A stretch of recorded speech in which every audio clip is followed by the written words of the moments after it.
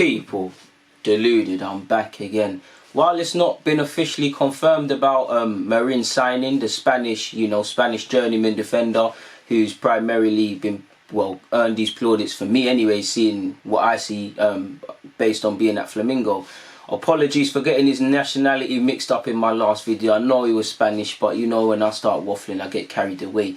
But moving on, like I said, although it's not officially confirmed, and we know Arsenal needed a centre-half, and if you was in the know, or you was in the football realm where you know Arsenal's transactions or what Edu was trying to do, or whoever was in charge of bringing Marin, fair play. But I'd say to most fans, to definitely the media and all these things, they were more or less hoodwinked. The names that we've been linked with, we was talking about going to Shakhtar Donetsk for a second, and now we've got some Brazilian, Spanish players been playing in Brazil. So that weren't said at the beginning of the window. Do you get what I'm saying, people? Obviously we hear he's got the same agent, and again, I do think utilising contacts as well as scouting can be a great thing, but obviously with every good signing we'll praise the use of agents and being good buddies with agents and having the buddy network. With every bad signing, Raul, Sanya and all the guys at the top, we're all, myself included, going to say you're just bringing in your friends, you're just doing this, you're just doing that. It's almost lazy coaching and scouting to a degree, which is through no fault of Marin or any player, is neither here nor there, but can be stated, people. But on the basis of, I made a video and I did think something would happen, not this or as quickly, but when I made the video before we signed Marin or whatever, I said Arteta, it was on the, I think the thumbnail, not the thumbnail, the title thing is something like Arteta played coy on the transfer, something's going to happen. As we all know, like Arteta, for me, I felt, we know we needed a centre-half. We know Arteta knows he needed a centre-half, but it's the way of the language. He completely shut down John Stones to talk, whether we believe it's nonsense or not. But when it came to the Ukrainian guy, he was like, oh, I don't want to discuss transfers and whatnot. Literally the next day, we're all waking up. I'm waking up to you guys commenting and atting me on Twitter saying we're signing some Spanish don that plays in Brazil. Apologies if I keep saying he's Brazil. So with that being said, people, and that is being a hoodwink because no one really knew. Can we, don't shoot the messenger, I'm not saying we're going to get a midfielder, but you heard Ornstein, if he does still have any credibility with reporting Arsenal, which I believe he does, saying the priority was left back, centre half, centre mid. The Kazawa one, he looks to be going Juventus. Apparently we're going back in for a bid. I just saw that on Twitter. That's probably nonsense. Centre half, obviously my man looks to be coming in, and we've shown some sort of pursuit for many a target, if not him. The centre mid thing is what appeals to me, because there was talk of, you know, even though Xhaka put the stuff behind him, he still wanted to keep it moving. Water under the bridge, he wants to stay at the club now. But we're very light.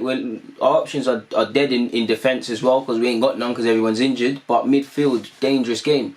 Every game that Torreira needs rest and he's not playing, it's evident. Guendouzi, I like him and he does need to improve, and we can't keep using youth as an excuse. I believe he's a player that can contribute, but he's very much hot and cold. Xhaka, obviously Xhaka polarises opinion. He puts in good performances and then sometimes he does some dumb stuff, really and truly. Sometimes when he's not even in the side, let's be fair, you can see what he can bring. And you're playing a day. We need a couple of midfield options, but I see it as a very dangerous game. Ceballos probably stays as a body. You've technically got Ozil and Joel. Please not disregard everyone, and the club's probably looking at it a different way than us. But surely, and again, whether we will pay the outlay, because if we look at Marin's fee or alleged fee or whatever, it's not through no fault of his own. It seems a bit cut price. So we know we've got money in the bank, but do we have money to spend? Apologies, people. Hay fever in the middle of January, mad. But do we have money to spend? And obviously in midfielders, you don't want it to be, no disrespect to, I don't want it to be a Dennis Suarez thing. I know Armstrong done his thing at Wembley, didn't he score a penalty? But things like this, you want it to be someone with a bit more, you know, a bit more sauce, if not necessarily a bigger name, because I'm not going on that. Someone with something about them, innit? Can we do something in that regards? Because we never knew that Marin was coming. Boom, we find that he's on a plane from Brazil to Heathrow, and, you know, I's will be dotted, T's will be crossed, and things will be done to get him. So are we doing that for a midfielder at this moment in time? Are we not? I'm not saying we are. I'm just having small hope and optimism of some capacity, people. Because there's many different profile of midfielder we could look at and say we need. For me, you bring in two. You bring a box-to-box one. You bring someone that can break the lines. You got two of them. if you can find someone that's a bit of both, not necessarily amazing at both, but can play a progressive pass and can put a foot in, that we can use with Torreira and take him out of the side when Torreira's fit, or, you know, remove Torreira and competition for places and things, then great, really and truly. Left back, again, you're playing with Saka. He's a young man, you know, fatigue, suspensions, injuries, things can be flipped on his head. We're probably just over, let's say, 2 months from Tierney being back in full training. When he's actually eligible to play, who knows, from his soldier thing. Kolasinac seems to be fit, but clearly the club are clearly concerned about his fitness levels long term for this season, because you hear thigh strains, and maybe he's someone that, despite his form, they've earmarked as an underperformer and on the money's on someone that could be moved on, someone that carries some value in this side that can be moved on, because he was a free transfer and things.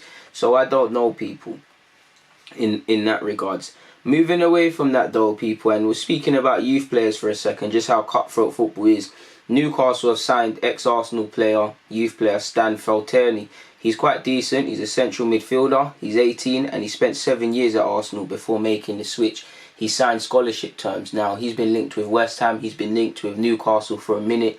As Alfie Matthews been linked with them as well. He was barely playing, so he needed to go somewhere where he can play some football, where obviously right now he think he's still eligible for under 18s for a year. Obviously, you want to kick on into the 23s, which his pathway through many players at this club in his position seemed blocked. Obviously, the long-term goal is to get that first professional deal, and he's 18, and just from reading the headline, he signed a scholarship contract. So he's 18. Is he signing, because technically you can be a 3-year scholar, so is he signing for the remainder of this year and next season in the hope of getting a pro, or has he been guaranteed a pro? He needed to make a difference, but this is how cutthroat football is, people. Apparently he featured for the under-18s side when they lost 3-0 to Liverpool at the academy. His actual words, he said, "I'm buzzing to sign for Newcastle. It's a massive club, and when I heard they were interested, I just wanted to come here, and I'm happy to get everything sorted now. I can't wait to get started. I come up here for a week about a month ago, and I really like the place. I like the staff, the players, and there was a really friendly vibe at the academy. It was a good trial. I did a week's training in which was good. Then we played a game against Liverpool. The result didn't go too well as we lost, but overall it was a good week for me as I enjoyed it here, which is why I'm happy I'm back." And he has said, "My main position is central midfield, but I can also play as a 10 and off the wing." And these are all positions at Arsenal where, you know, many a player that fail. When you say central mid, whether, you know, you look at Burton and you look at Burton, Ben Cottrell, Matt Smith, Oli Inca, there's many, Catalin, there's many a different name at under 18s level that he's not getting minutes at. He looks to the 23s. There's many players there. When I just said Burton, Oli Inca and these names, whether they can make it Arsenal's another thing, but in terms of playing 23s, they're ahead of him. He said 10. We can list many under 16s to 18s who are going to come and contest these spaces. The flanks, that's one of the, when you're at a top 6 club, these are the positions that are the most heavily stocked. So he doesn't, it wasn't happening for him here. Hopefully he can go, you know, hopefully he can go earn a pro deal and things, and we're always rooting for players, and especially people that are trying to make it as professional footballers. Under 16 defender, Arsenal's under 16s defender Harry Jones is on trial at Spurs. So whether he's been given a scholarship deal, whether he doesn't believe in the pathway at Arsenal and he's hesitating and he wants to see what another team's about, I don't know. But I thought I'd mention that. Dominic Thompson, you obviously saw him play for Brentford in the defeat against Leicester, and he did quite well against Damari Gray and them man there. So it's good on him. He hasn't played too many minutes for Brentford, but he gave a good account of himself. Obviously, our former player Kylan Hinds scored on his debut for Watford, and you actually see the coaches saying he's ready to go out on loan. And I'm happy he's found a club. Didn't happen for him in Germany. Saw him playing for YouTube teams and whatnot, and now he's back in the football circuit. Good for him. And obviously, you've got Bailey Spencer Adams, who was again playing against Tranmere. I think that's his second appearance at the senior level for Watford. So it's lovely to see these players making inroads in their careers. Apparently, Josh, I never watched the game, but Josh Martin was on the bench, first team bench for Norwich. Now he's a very decent attacking player who filled me with a lot of excitement going into the, you know, when these lot are signing scholars, and similar to Falterni and a lot of others, he didn't get minutes and he found it difficult.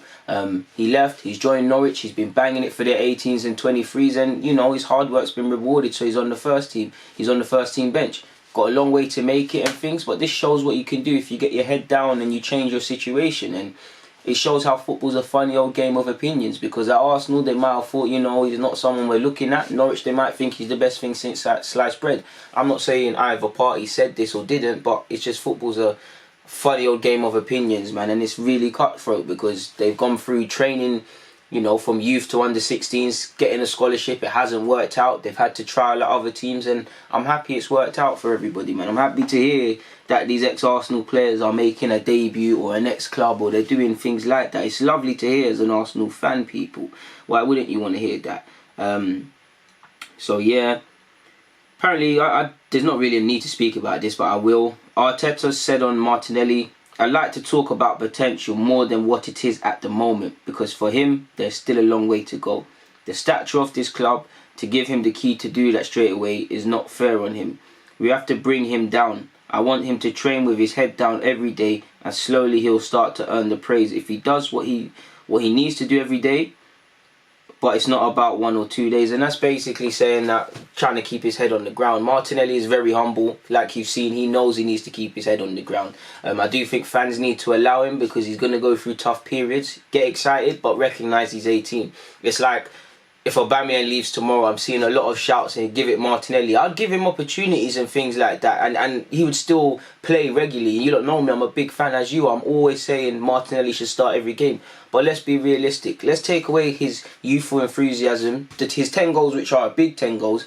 Can you confidently say if Aubameyang leaves tomorrow, Martinelli is scoring 20 league goals? I'm not saying he can't. I'm not saying you're a fool for believing in that. I'm saying there's no guarantees in football. That is more or less a guarantee that Aubameyang is giving that. Has Martinelli shown, he's still learning, but has he shown he could do that? He might score some goals, but to get it, it's an unfair expectation on him, people. And people might see that if he was to start 38 games, he's a young man. He's going to go through tough periods. You've actually even seen against Liverpool, when he gave away a penalty, his youthful enthusiasm caused him to make a dumb foul. So he's not perfect. I'm not trying to water it down, because I'm the first one gassing him up. I'm not trying to exaggerate things, but I believe only Lionel Messi is better than him, people.